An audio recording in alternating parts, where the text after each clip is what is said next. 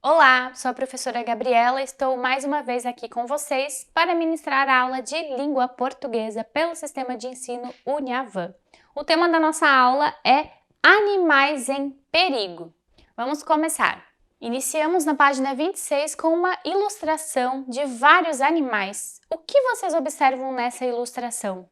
Será que esses animais estão em perigo? Será que esses animais são encontrados o tempo todo em todos os lugares do mundo? Acho que não, né? Vamos seguir para a próxima página e continuar nosso assunto sobre os animais em perigo. Na página 27, vocês têm a leitura de um texto para fazer sobre um animal que está em perigo. Trata-se de um poema. O poeta usou esse tipo de texto para falar sobre o tamanduá, que está ferido e precisa de cuidados específicos.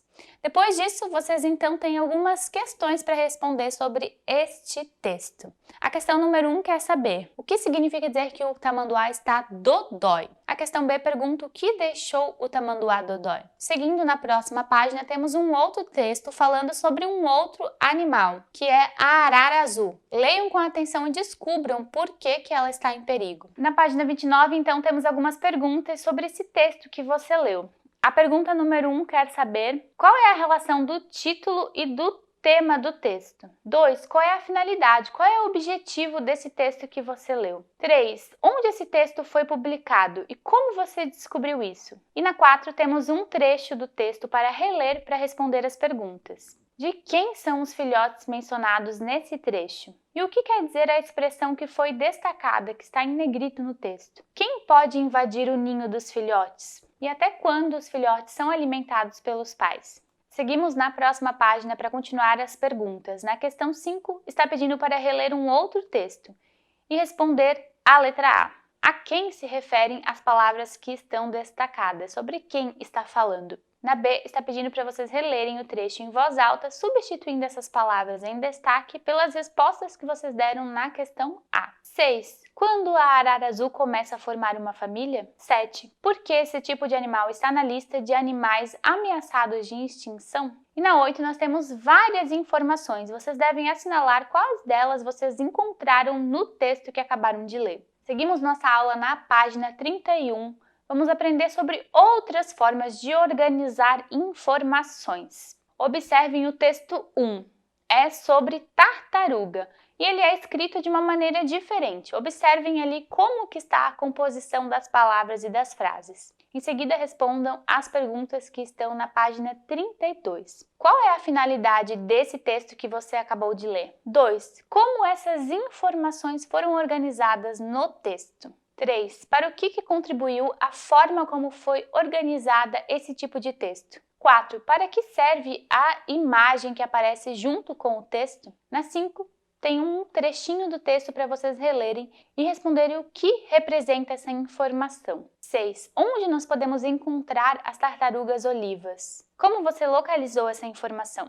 E 7. Quais informações que estão no texto sobre as tartarugas olivas que nos causam preocupação? Seguimos na página 33. Temos um outro tipo de texto escrito de uma maneira diferente do primeiro que você leu.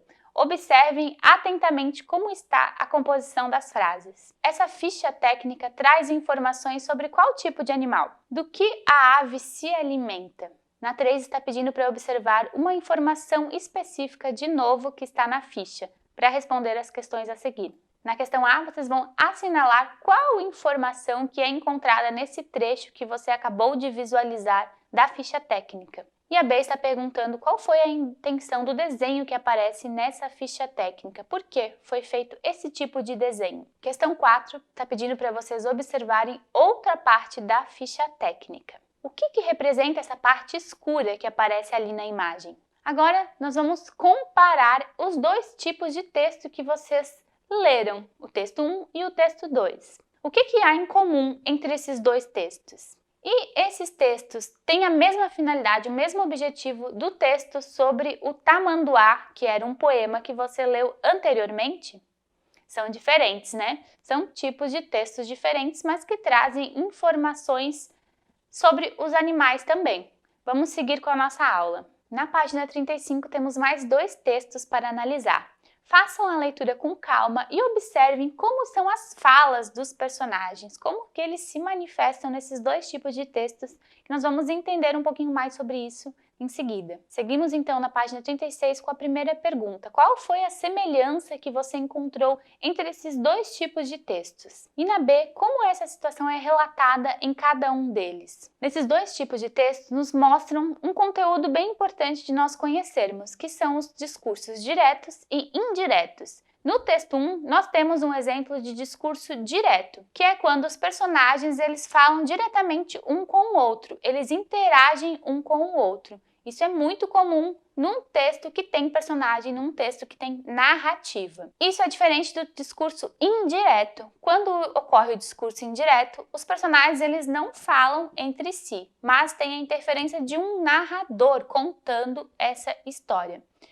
Voltem nos textos para perceber de novo como é essa relação entre os personagens. Agora vamos ler um outro texto que tem na página 2. Vocês devem então contornar os trechos que são exemplos de discursos diretos. Lembre-se que nós vimos na aula anterior sobre sinais de pontuação que tem o travessão. Travessão indica uma fala de um personagem. Quando esse travessão aparece no texto, é sinal de que existe um discurso direto. Depois vocês vão copiar os discursos que são diretos ali desse texto que você acabou de ler. Seguimos na página 37. Temos algumas falas. Vocês devem sinalizar quais falas são discursos diretos e quais falas são discursos indiretos. Seguimos na página 37, temos uma proposta de produção de texto.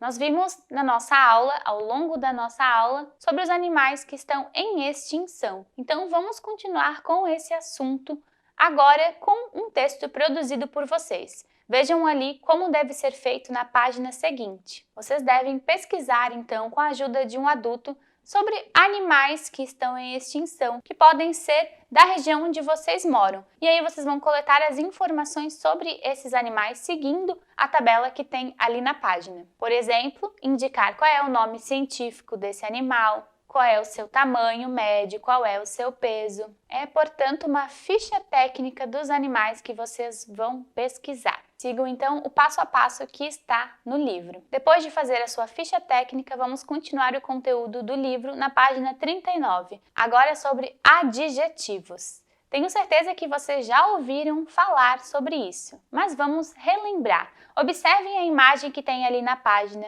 e a frase que está junto dessa imagem.